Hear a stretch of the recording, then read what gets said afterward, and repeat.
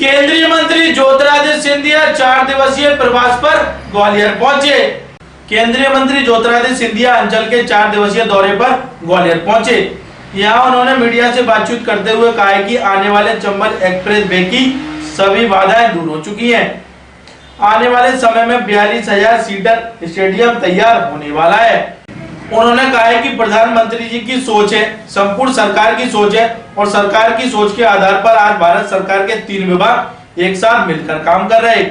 Post विभाग, ग्रामीण विकास और कृषि विभाग, और यही प्रधानमंत्री जी के नेतृत्व में बहुत बड़ा परिवर्तन भारत सरकार में आया। दिग्विजय सिंह के SIR पर सवाल उठाने पर सिंधिया ने कहा है कि चित भी मेरी, पट भी मेरी, यह नहीं चलेगा। चुनाव जीते हैं सब कुछ ठीक है और किंग है, और चुनाव हार गए तो सब कुछ बुरा है, यह नहीं चलेगा। जनता की आवाज, जनता का मत और जनता की सोच सर्वोपरि है और हमारा देश दुनिया का सबसे बड़ा लोकतंत्र है। इस पर हमें गर्व करना चाहिए। ग्वालियर अभी तक से चर्चा के दौरान केंद्रीय मंत्री ज्योतिरादित्य सिंधिया ने कहा, प्रधानमंत्री जी और मुख्यमंत्री जी के नेतृत्व में देश और प्रदेश दोनों उन्नति के प्रति अग्रसर है। पिछले दिनों में दिल्ली में बहुत बड़ी बैठक हम लोग ने ली है। नितिन गडकरी जी की अध्यक्षता में मुख्यमंत्री जी थे, मैं था, पर्यावरण मंत्री भूपेंद्र यादव जी थे, प्रदेश के PWD मंत्री राकेश सिंह जी थे, नरेंद्र सिंह जी थे, और हमारे अटल एक्सप्रेसवे की जो बाधाएं थी उनको भी हमने दूर की। नया अलाइनमेंट भी हम लोग ने तय किया है ताकि जल्द से जल्द ये चंबल एक्सप्रेसवे भी बन पाए, जिसके आधार पर एक नई औद्योगिक क्रांति भी क्षेत्र में आएगी। उत्तर दक्षिण में हमारा आगरा ग्वालियर एक्सप्रेसवे 5,500 करोड़ का बन रहा है। पूर्व पश्चिम में चंबल एक्सप्रेसवे, अटल एक्सप्रेसवे बनने जा रहा है। तो अधोसंरचना की एक क्रांति हमारे ग्वालियर चंबल क्षेत्र में आ रही है। ग्वालियर का रेलवे स्टेशन, ग्वालियर का अस्पताल, ग्वालियर का एयरपोर्ट, ग्वालियर का स्टेडियम का भी कार्य अब शुरू हो चुका है। अगले 1 साल के अंदर करीब 42,000 सीटर का स्टेडियम ग्वालियर में तैयार हो जाएगा। तो नया वर्ष, नई कामना, नई शुरुआत, नया विकास, नई प्रगति, सबके सहयोग के साथ प्रधानमंत्री जी की सोच, सबका साथ, सबका विकास, सबका प्रयास साथ मिलकर जरूर होगा, ये विश्वास आप सभी को मैं दिलाता हूं। आखिरी बात, सोमनाथ मंदिर के 1000 साल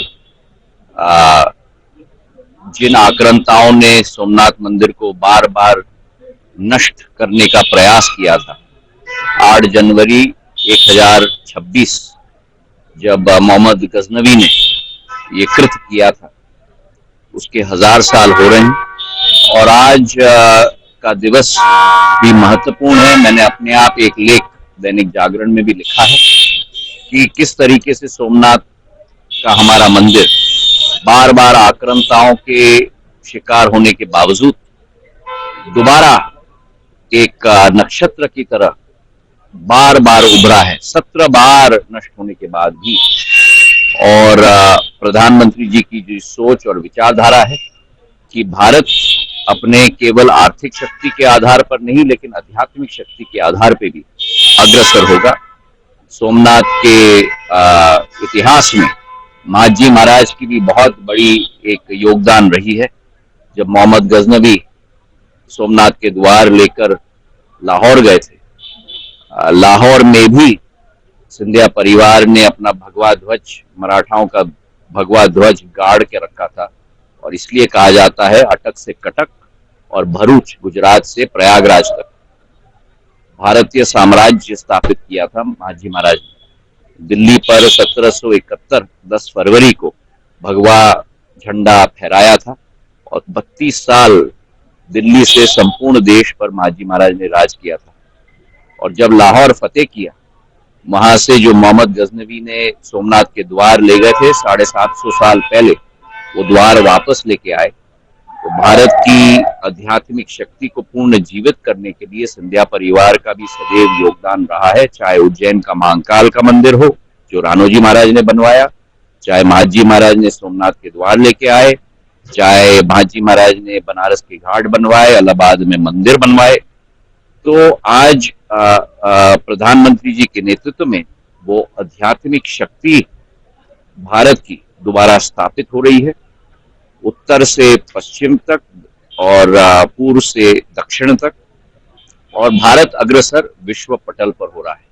और यही एक प्रमाण आज हम सबको याद भी करना चाहिए, और उसी सोच विचारधारा के साथ एक आत्मनिर्भर भारत, एक विकसित भारत का निर्माण 2047 तक हो, यही कामना हम सब इस नववर्ष की अवधि पर भी।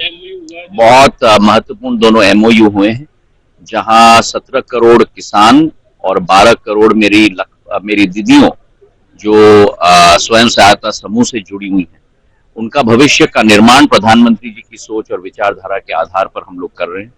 हमारे किसान जो गलत और फर्जी कीटनाशक के शिकार होते हैं, 48 से 72 घंटे में उनका सैंपल QR कोड के साथ, तापमान सेंसर के साथ लैब तक पहुंचेगा, और दूध का दूध और पानी का पानी उस समय अवधि में होगा। उस पैकेज की ट्रैकिंग भी हर एक किसान अपने मोबाइल पे कर पाएगा। जो वर्तमान में 10-15 दिन लगते हैं वो सैंपल को पहुंचने के लिए, और उसमें वो पूर्ण रूप से खराब भी हो जाता है सैंपल, अब समय अवधि में पहुंचाया जाएगा। और वहीं हमारे 12 करोड़ स्वयं सहायता समूह की दीदियों को इंडियन पोस्ट पेमेंट्स बैंक का बिजनेस कॉरेस्पॉन्डेंट के रूप में प्रशिक्षण दिया जाएगा, मोबाइल लैपटॉप दिया जाएगा, टैबलेट दिया जाएगा, जिसके आधार पर वो अपने आप बिक्री कर पाएंगे पोस्ट ऑफिस सेविंग्स बैंक योजना की, जीवन बीमा के योजना की, पार्सल की डिलीवरी की, अनेक योजनाओं की, जिसके आधार पर 15 से 30 हजार रुपए प्रति माह मेरी दीदियां कमा पाएंगी।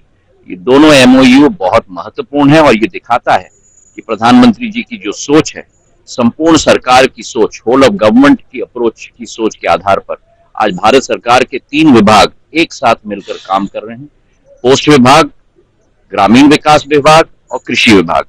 और यही प्रधानमंत्री जी के नेतृत्व में एक बहुत बड़ा परिवर्तन भारत सरकार में भी आया है। चट भी मेरी पट भी मेरी नहीं चलेगी। चुनाव जीतते हैं तो सब कुछ ठीक नहीं सर, तो फिर किंग है, और चुनाव हार गए तो फिर सब कुछ बुरा है। ये नहीं चलेगा। जनता की आवाज, जनता का मत, जनता की सोच सर्वप्रिय है, और हमारा देश दुनिया का सबसे बड़ा लोकतंत्र है। इसमें हमें